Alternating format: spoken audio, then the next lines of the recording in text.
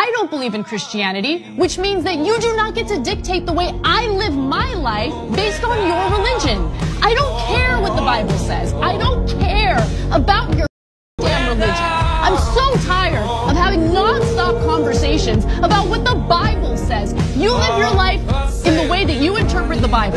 Again, I don't care. But you don't get to take the Bible and tell me, well, the Bible says this in this chapter and this verse. I don't care. I don't care. I don't believe in it. Okay, so I know that there are a lot of people that are wondering why it seems like believers in God are always trying to like tell other people about it. It's like, why not just keep it to yourself, right? I've gotten that a lot since I started doing these videos. It's like we get it. You believe in God. If you believe, just believe, and then like you don't have to make others believe too. But I think there's a little bit of confusion, and I am going to hopefully clear it up for you today as to why I do it and why I make these videos. This analogy that I'm going to use today is one that my dad told myself and my family a long time ago, and it always stuck with me. Okay, so we're going to call it Michael McLean's snake in the yard analogy. Okay, so say we're best friends. You come over to my house and we chilling, right? We watching movies.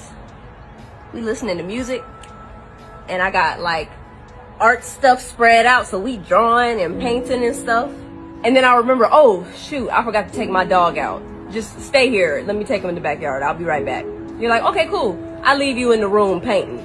I take my dog downstairs and I unlock the door. I'm like, come on, Cujo. And right when I'm walking out, what do I see? I see a snake in the yard.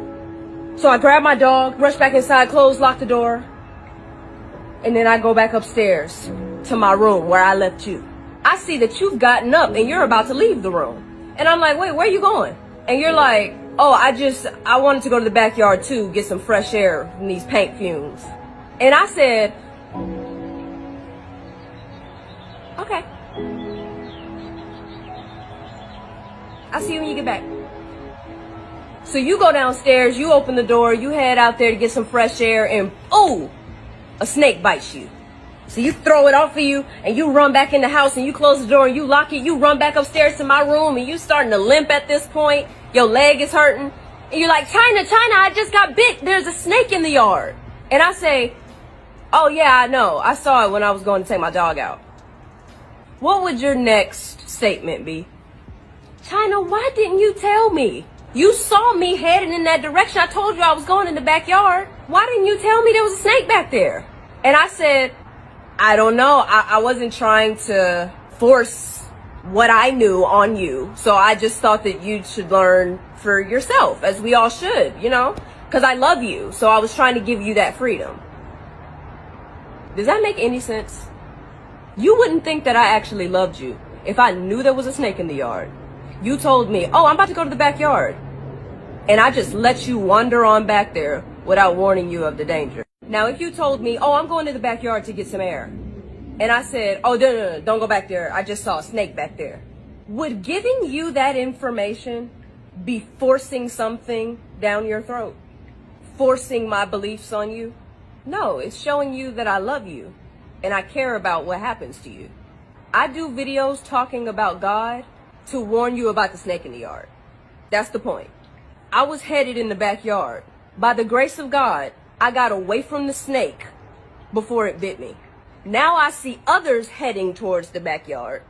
I know there's a snake back there, and so I'm just warning you and letting you know, yo, there is danger in that direction. And now you have a choice to make. It's as simple as that. You can either choose to be like, oh, heard you. I'm gonna go back the way I came. Or you're gonna choose to be like, China, I don't believe you. I don't believe you. I'm gonna go back there anyway, excuse me. Now notice, nowhere in my analogy, or Michael McLean's analogy, did I say that I was gonna force you in the room and I was gonna forcefully keep you from going in the backyard. That would be forcing something down your throat. I never said that. You your own person. You got free will. If you want to go in the backyard after I've told you that there's a snake back there, do your thing. You can go. You got to make your own decisions. But just warning you of the dangers See, because I've been through certain things in my life, especially in the industry that I work in. So I know that God is real. And people can tell you all day, well, you don't know that. You don't know God is real. That's a belief. You don't know what I know. Only I do. If I ask you what your favorite color is and you say, oh, it's blue. And I'm like, you don't know that. Does that make sense? No, because only you know your experiences in life. Only you know what you know. Just like me. So I don't believe that God is real. I know God is real at this point, whether people believe that or not. That's the truth.